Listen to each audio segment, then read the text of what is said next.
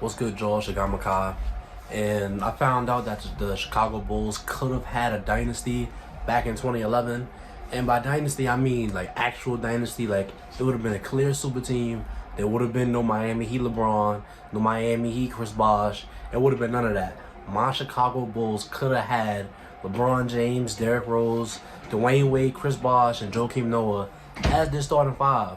And the reason it didn't happen really crushes my soul as a Bulls fan because it's so simple. Like, we were this close to having, LeBron, D-Wade, and Bosh come over, but it was little minuscule things that messed up the whole thing. But make sure you like this video to, leave a comment, subscribe, and leave a like on the video.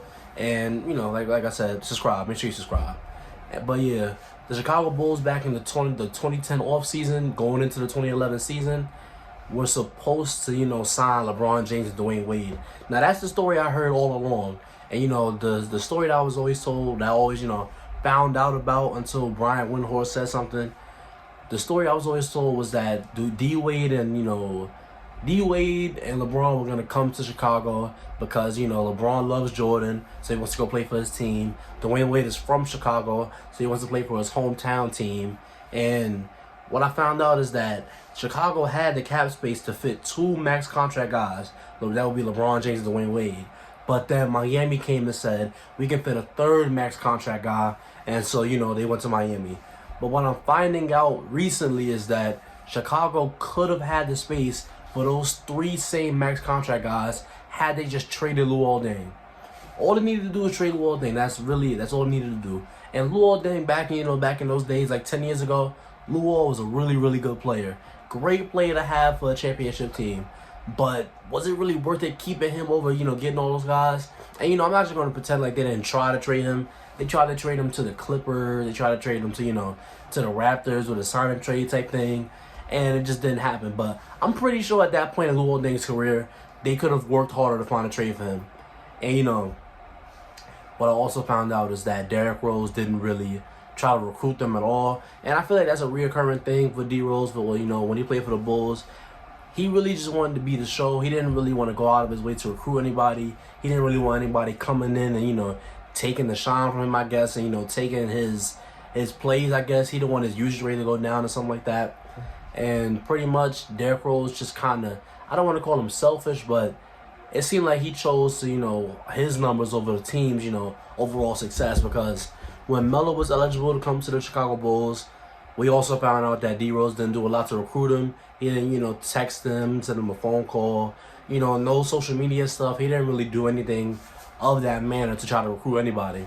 And what I'm hearing is that what D-Wade said, had Chicago, tried a little harder and showed them that they really, really wanted them, they would have had no problem going there.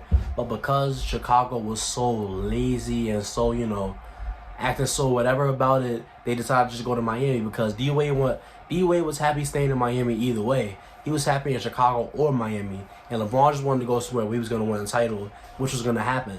And, D Rose, LeBron James, Dwayne Wade, Chris Bosh, that would have been an amazing team to watch, and they would probably still be there. They would have probably been there for most of my time as an NBA fan, and I wouldn't have to spend so much time, not seeing my team go to the finals, not seeing my team, win a championship.